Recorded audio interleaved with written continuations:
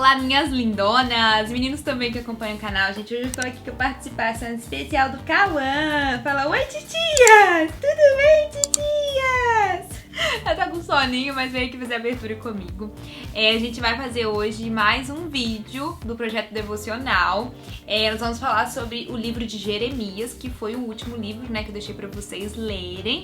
E vou fazer o resumo com vocês e a gente vai dar sequência. Então, quem quiser conferir, fala assim, titias, é só continuar assistindo o vídeo e vem com a gente! Yeah!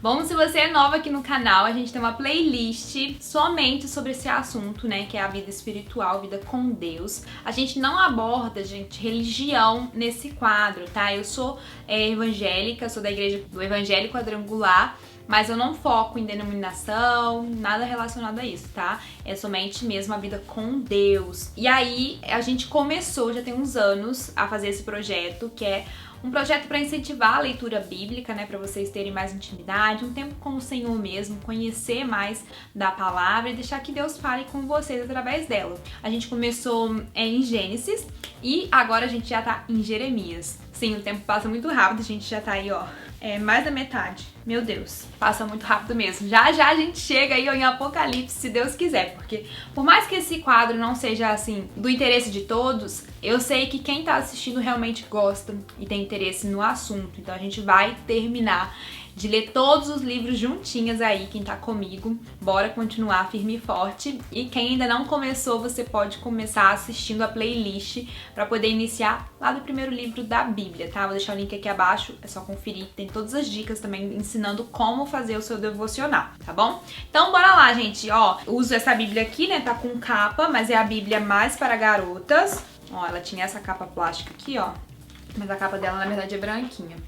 E ela é da Thomas Nelson, é uma bíblia muito legal porque ela tem uma linguagem bem atualizada, então assim, é de fácil entendimento. E ela é da Halley de Marco, foi ela que fez as notas. Sempre que eu leio, eu gosto de estar com um caderno próximo para poder anotar as dúvidas, fazer um resumo. É sempre bacana pra gente poder ter mais conhecimento. Então a gente vai fazer aí o resumo, né, de Jeremias. É um livro muito, muito grande. Inclusive, gente, o resumo também não ficou muito pequeno. Eu anotei tudo aqui. O último livro que a gente falou foi Isaías, né, que também foi um livro enorme. E agora Jeremias. Jeremias, ele tem 52 capítulos, ou seja, é bem grandão. E ele é o segundo livro dos profetas maiores, né, da Bíblia. Sendo também, né, um dos maiores livros da Bíblia. Claro, o Isaías, que é muito grande, tem 60 e poucos capítulos, mas o Jeremias também é muito, muito grande. O livro de Jeremias, ele inicia falando um pouquinho sobre a vida dele. Bem pouco mesmo. Jeremias, ele era de Anatote. Ele era profeta em Jerusalém, né, que ficava em Judá. E ele foi profeta aproximadamente de 647 a.C.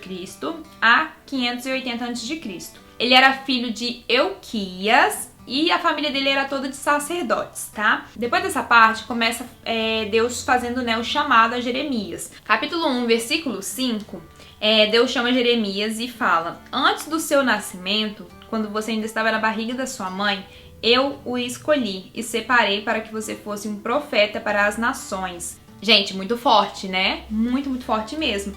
E aí, Jeremias, como ele era muito jovem, ele alega a Deus que ele não sabia falar, né? Que ele não tinha domínio, né, com a palavra. E Deus tranquiliza ele nos versículos seguintes. Deus tranquiliza falando que não tenha medo de ninguém, pois eu estarei com você para protegê-lo. Sou eu, o Senhor, quem está falando. Então Deus fala com ele, né?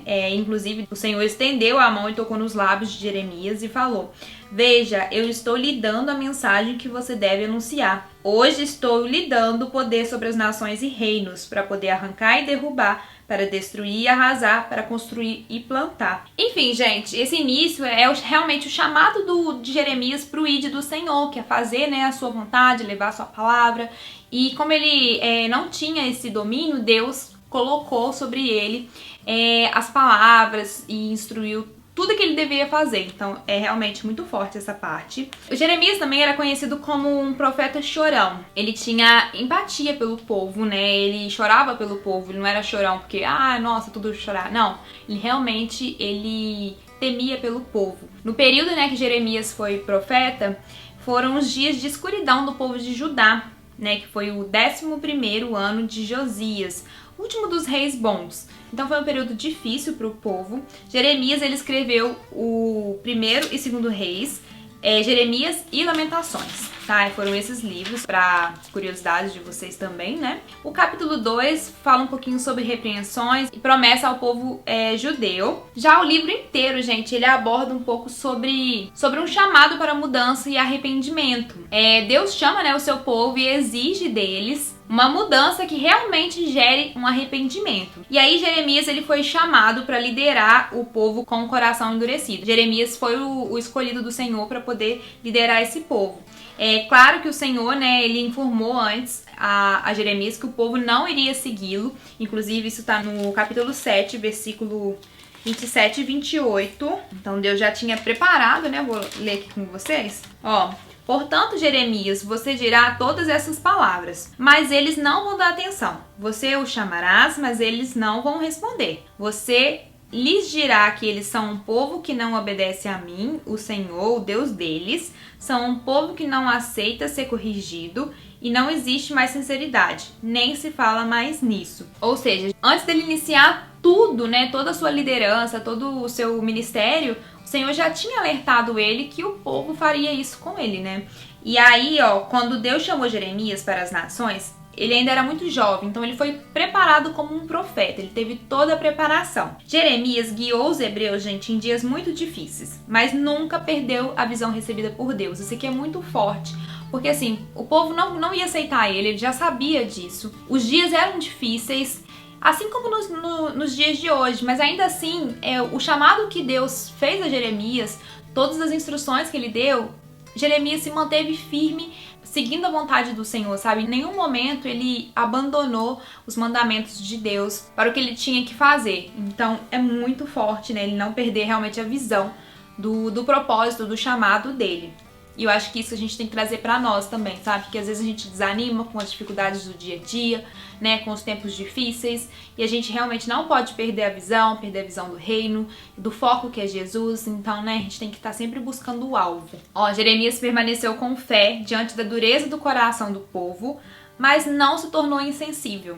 Ele poderia ter ficado totalmente insensível, né? Por conta do povo não obedecer a nada. Ele falar, pregar. E o povo nem aí. Mas não, ele continuou sensível, principalmente à voz do Senhor. Ele continuou fazendo a vontade de Deus, mesmo quando o povo o julgou ser intrometido e traidor. Todos tentaram assassiná-lo, inclusive os judeus, os reis e os nobres, ou seja, ele foi realmente muito perseguido, mas Deus preveniu ele desde o início, naquela palavra que eu falei com vocês. Ele já sabia que ele seria perseguido dessa forma. Em tese, gente, o livro, de Jeremias, ele aborda tudo isso. Jeremias continuou expondo a todos, fazendo o que era vontade do Senhor, independente se o povo ia gostar ou não. Ele continuava fazendo aquilo que Deus tinha chamado, né, o que era correto aos olhos do Senhor. E é aquilo, se agrada a Deus, esse é o caminho certo. Não é para agradar os homens, tem que agradar a Deus. Isso a gente tem que trazer muito para as nossas vidas, porque às vezes você fica assim, mas se eu fizer assim, né, fulano não vai gostar, as pessoas não vão curtir.